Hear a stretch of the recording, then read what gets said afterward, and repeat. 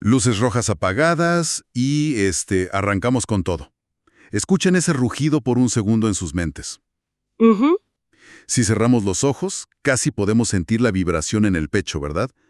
Ese sonido inconfundible de un motor V6 turbo híbrido llevado al límite absoluto, o sea, devorando la recta principal a más de 300 kilómetros por hora. Una sinfonía mecánica. Totalmente. Es el olor a asfalto caliente, a goma al límite de la adherencia. Pero, detrás de todo este espectáculo visceral que nos acelera el pulso domingo a domingo, hay una guerra silenciosa. Así es, una guerra de laboratorios. Exacto, una tormenta perfecta de ingeniería que está sacudiendo los cimientos mismos del deporte motor. Y la afición lo sabe. Estamos ante la controversia técnica más grande de la temporada. Sin duda alguna. Las reglas del juego han cambiado drásticamente, y la Fórmula 1 ha pisado el acelerador a fondo hacia una revolución verde, o sea, una transformación total de la sangre que corre por las venas de estos monoplazas. La gasolina misma. Y la gran pregunta que resuena, pues en cada rincón del paddock, es, ¿estamos presenciando el asfixiante final de la era de la combustión? ¿O es este el inicio de una nueva etapa de ingeniería aún más bestial? Es la gran duda. Bienvenidos oficialmente a DRS Zone, el espacio donde la velocidad implacable y el análisis técnico chocan frente a 300 por hora. Y bueno, antes de tomar la primera curva, tengo que hacer una mención obligatoria. Este segmento forma parte de nuestra cobertura de noticias sobre los eventos recientes de la F1. Así es, directo al grano. Directamente en la línea de fuego. Y, para quienes nos escuchan, hoy no estamos aquí para hablar de rumores. No para nada, es un auténtico placer estar aquí, analizando lo que realmente importa cuando caen las banderas. Porque lo que tenemos sobre la mesa de análisis en esta sesión de DRS Zone no es simple especulación de pretemporada. Para nada. Es la pura ciencia del rendimiento al límite. Hoy vamos a diseccionar el tema que tiene a todos los jefes de equipo e ingenieros, pues, perdiendo el sueño, que es el nuevo combustible 100% sostenible en la máxima categoría. Una locura de tema. Y para lograr esto con la máxima precisión, hemos extraído la información directamente de la mente de un verdadero genio del motor.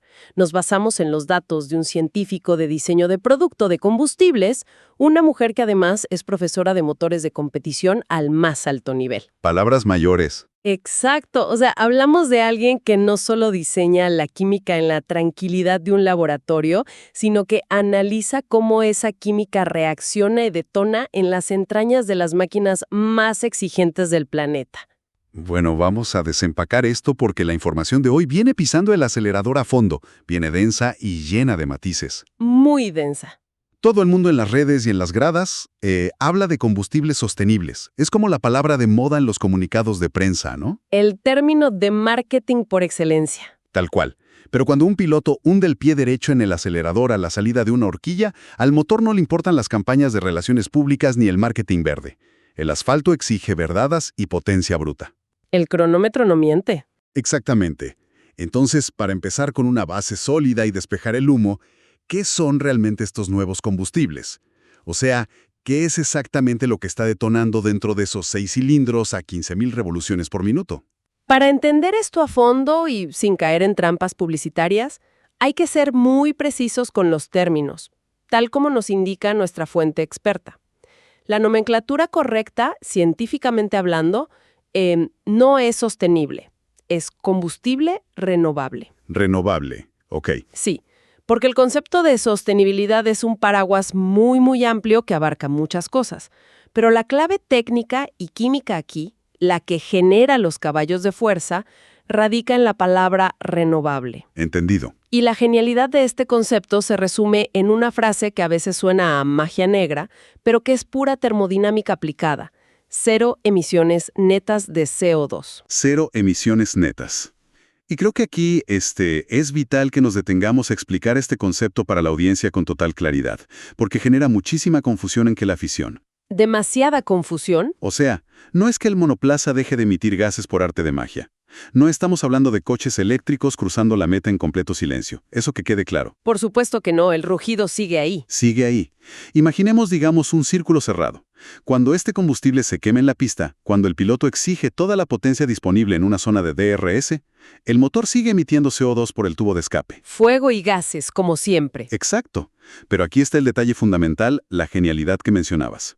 La cantidad exacta de CO2 que ese monoplaza expulsa a 300 por hora es la mismísima cantidad que los ingenieros capturaron previamente de la atmósfera para fabricar ese mismo combustible. Es un balance perfecto. Lo sacas del aire, lo procesas en una refinería, lo quemas en la pista a máximas revoluciones y lo devuelves al aire.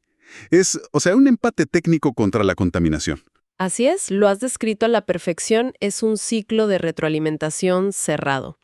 Y dentro de esta fascinante categoría de combustibles renovables, la ciencia industrial nos presenta a dos titanes, dos variantes principales. Dos caminos distintos. Exacto, dos caminos muy distintos para llegar al mismo rendimiento brutal en la pista. Por un lado tenemos los biocombustibles.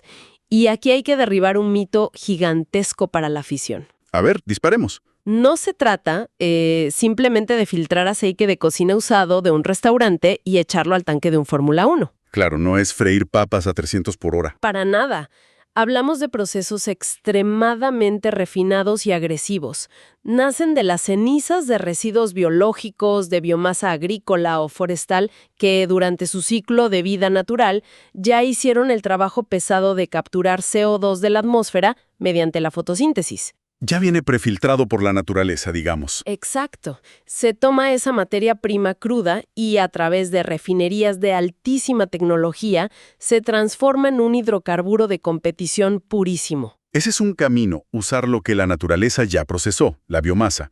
Pero luego está la segunda variante, que sinceramente cuando lo lees parece sacado de una película de ciencia ficción. ¿Los e-fuels? Los combustibles sintéticos, exacto. Esto ya no es usar residuos o plantas. Esto es ingeniería pura y dura. Es capturar directamente el dióxido de carbono del aire. O sea, literal, atraparlo de la atmósfera con enormes ventiladores y filtros industriales. Captura directa de aire, así se llama. Y luego mezclarlo en un laboratorio con hidrógeno verde.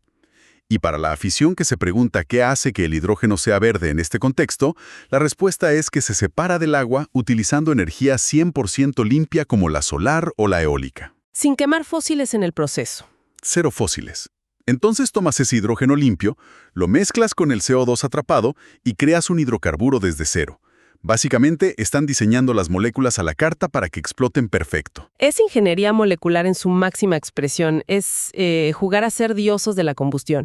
Y lo fascinante aquí, lo que nos recalca la experta si analizamos la viabilidad a largo plazo, es el tema de la infraestructura. ¿A qué te refieres? A que los procesos químicos finales en las refinerías, a nivel industrial, son casi idénticos a los tradicionales. Toda esa infraestructura colosal que la humanidad ha construido durante más de un siglo para procesar petróleo crudo, no necesita ser desmantelada. No hay que tirar las fábricas a la basura. Exacto. A diferencia de lo que exige el coche eléctrico o el hidrógeno puro, que requieren redes de recarga, tuberías criogénicas, cosas completamente nuevas y carísimas. Aquí la red global se mantiene. O sea, cambia la receta. La receta cambia drásticamente. Los ingredientes ahora son limpios y sostenibles, pero la cocina, las ollas y los sartenes siguen siendo los mismos. Esa es una ventaja logística bestial. Pero me hace pensar de inmediato en el árbitro implacable de este juego. La Federación. La FIA, claro. La infraestructura será la misma, pero conociendo la Federación Internacional del Automóvil, me imagino que las reglas para certificar esos nuevos ingredientes son un verdadero dolor de cabeza. Son draconianas. Porque si algo nos ha enseñado la historia de esta competición, es que si existe un vacío legal microscópico, los ingenieros de los equipos lo van a explotar hasta exprimir la última décima de segundo. Van a encontrar la trampa. Siempre. Entonces, ¿cómo se regula esta nueva sangre química para asegurar que nadie haga trampa en la parrilla? La regulación es, como dices, verdaderamente asfixiante. La FIA no perdona absolutamente nada. Definen especificaciones técnicas que son un laberinto. Me imagino números por todos lados. Octanajes mínimos y máximos calibrados a la décima, límites de evaporación estrictos, curvas de destilación. Pero la verdadera locura El campo de batalla burocrático está en la certificación del origen. Claro, demostrar que es verde de verdad. Exacto. Explicar el contraste extremo entre categorías nos ayuda a entender esto. En competiciones de dos ruedas, como MotoGP o Superbikes, la regulación es dura, pero el método de comprobación es casi de arqueología. Arqueología. Usan la prueba del carbono 14. No me digas. ¿Como para datar fósiles de dinosaurios? Literalmente el mismo principio. Toman una muestra en el paddock y usan la datación por radiocarbono, simplemente para probar que el origen es no fósil. Es una prueba binaria. O es petróleo antiguo o es biomasa reciente. Desefectivo, pero suena un poco básico para el estándar de la Fórmula 1, ¿no? Exactamente. En la F1, las reglas son de otro planeta. Han instaurado un sistema novedoso y obsesivo llamado SEMO. ¿SEMO? Y este sistema rastrea la huella de sostenibilidad de cada pequeño componente a lo largo de absolutamente toda la cadena de producción. Aquí es donde se pone realmente interesante para los que amamos la técnica. La F1 llevando la trazabilidad al extremo absoluto. O sea, el sistema SEMO no es un papelito que firmas diciendo «Mi gasolina cuida los arbolitos». No, no es una declaración jurada. Obliga a los proveedores a registrar la huella de cada maldito paso. O sea, si usaste tractores diésel del año de la pera para cosechar la biomasa, Te penalizan. o si transportaste el combustible desde el laboratorio hasta Mónaco en un buque petrolero viejo que va quemando combustóleo pesado, el sistema lo sabe. Lo calcula todo. ¿Quieren saber de dónde salió la electricidad de la refinería? ¿Cómo se movió el líquido? Es una auditoría implacable. No te dejan esconder una gota de petróleo bajo la alfombra. Es un nivel de paranoia institucional, pero necesario. Totalmente. Pero claro, esto nos lleva a la gran interrogante. El elefante en la habitación que tiene a muchos puristas del automovilismo sudando frío. El rendimiento. ¿Acaso este nivel de ecologismo, de reglas asfixiantes y burocracia química está matando la velocidad pura? ¿El ecologismo mata al cronómetro? Esa es la gran polémica, el mito del rendimiento. Y se vio clarísimo con el drama en el asfalto durante los test de pretemporada. Uf, los test. ¿Qué locura fue eso? Titulares por todas partes de equipos que supuestamente estaban usando gasolina del año pasado, o sea, fósil, en motores nuevos diseñados para la era verde. Y la pregunta era, ¿es esto legal? ¿Están haciendo trampa porque el nuevo combustible es lento? Espera un momento, vamos a frenar ahí, porque la trama es buenísima. Si el experto nos dice que el combustible renovable es perfecto y la ciencia dice que rinden igual, ¿por qué un equipo se arriesga a usar gasolina vieja? Es una cuestión de ingeniería pura, no de velocidad. Nuestra fuente nos aclara que es completamente factible y legal usar combustible viejo durante ciertas fases de homologación. ¿Pero por qué lo harían? Para probar mapas de motor o piezas de aerodinámica aislando variables.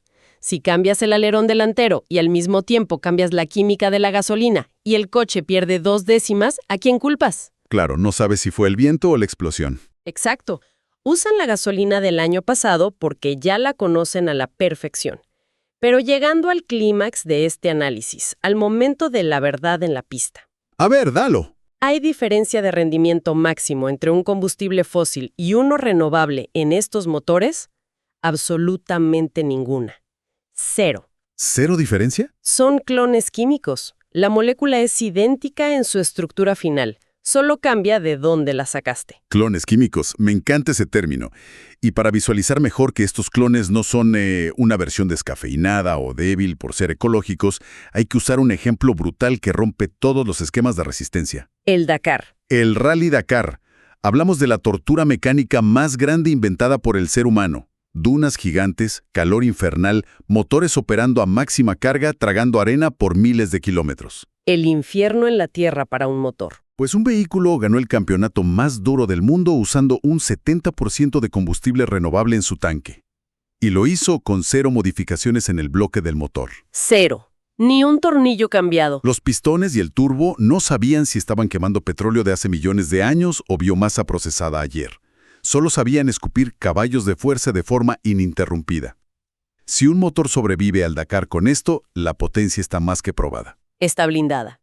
Pero ojo, aunque sean clones en su base, la guerra del desarrollo dentro de la Fórmula 1 no se detiene. Nunca. El desarrollo diario en los laboratorios de marcas como Mercedes, Ferrari o Honda busca exprimir cada maldita gota, porque aunque la base sea un clon, los aditivos y la mezcla final son el secreto mejor guardado. Es una guerra microscópica. Una mejora en la formulación que otorgue, digamos, un 1% más de eficiencia en la detonación se traduce en un montón de caballos de fuerza extra en la recta. Es una guerra invisible con resultados titánicos en el cronómetro. Y si conectamos esta ciencia molecular con el espectáculo, con lo que la afición ve desde las gradas, empezamos a entender el impacto real en la parrilla de salida. Totalmente. Esto explica, por ejemplo, el inicio de temporada tan decepcionante para algunas escuderías, que prometían mucho, como Aston Martin. Les ha costado muchísimo. Muchísimo. Y por otro lado, explica la paciencia monumental que hay que tener con desarrolladores de unidades de potencia que parecen lentos al principio, pero que son letales a largo plazo, como Honda. Exacto. Si conectamos esto con el panorama general, la Fórmula 1 actual se ha convertido en una partida de ajedrez jugada a 300 kilómetros por hora. Ajedrez con fuerzas G. Ya no es solo tener agallas y pisar a fondo hacia la curva. O sea, el piloto de hoy tiene que gestionar la degradación térmica de los neumáticos, tiene que gestionar los mapas de despliegue de las baterías eléctricas. El famoso lift and coast. Y ahora, por si fuera poco, tiene que domar las propiedades de ignición de un combustible hiperregulado. Es una carga mental brutal. Es asfixiante. Y eso nos lleva directamente a la bomba mediática de las últimas semanas. Las declaraciones que sacudieron el paddock. Las de Verstappen. El mismísimo Max Verstappen, un purista de la velocidad, alzando la voz frente a los micrófonos y advirtiendo que su etapa en la Fórmula 1 podría estar llegando a su fin mucho antes de lo esperado. Fueron declaraciones fortísimas. Muy fuertes. Él siente que este cambio constante de reglamentos, esta hipergestión, no ayuda al espíritu de la competición pura. Tener que ser un contador de energía y de química, en lugar de un gladiador del asfalto, le frustra. Y es una frustración válida desde la óptica del piloto. 100% válida. Pero resumiendo la intensidad de esta sesión, hemos visto que el combustible renovable, desde el punto de vista técnico, no es una debilidad en absoluto. Para nada. Es un clon químico espectacular, diseñado con precisión quirúrgica para mantener viva a la bestia de la combustión interna, para que el V6 siga rugiendo en Monza o en Silverstone sin destruir el planeta en el intento. Han salvado al motor. Exacto. Pero, y aquí te paso el volante, esto nos deja en una encrucijada fascinante para el futuro. Sí, y es un pensamiento provocativo final que surge de todo este análisis técnico, algo que no se suele discutir en el mainstream. A ver, lánzalo. Si el combustible llega a ser un clon perfecto, ultra regulado por la FIA, y todos los equipos alcanzan el límite técnico absoluto del motor de combustión. ¿Si todos empatan en potencia bruta? Exacto. Se trasladará la verdadera guerra de la Fórmula 1 exclusivamente a la inteligencia artificial predictiva en los muros de boxes. ¡Uf! ¡Qué concepto! Piénsalo, si los motores suenan igual y corren exactamente igual, será el software de estrategia y gestión el que gane los mundiales del futuro, y no el piloto o el ingeniero mecánico. Es una locura pensarlo. O sea, la guerra deja de ser de tuercas y pistones para ser de algoritmos y servidores en tiempo real. Es el siguiente nivel de la competición. ¡Qué pregunta tan potente! Y con esa bomba sobre la mesa, nos dirigimos a la afición, a quienes nos escuchan y viven esto al límite.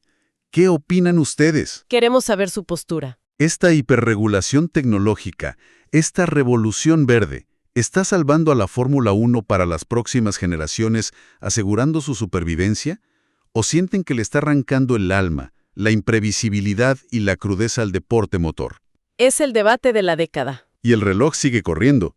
Una despedida a toda velocidad por hoy, pero recuerden que la carrera continúa fuera de la pista.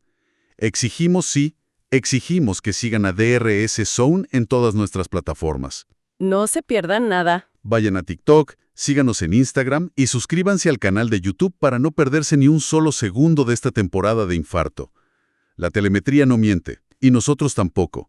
Nos vemos en la siguiente curva. Esto es DRS Zone.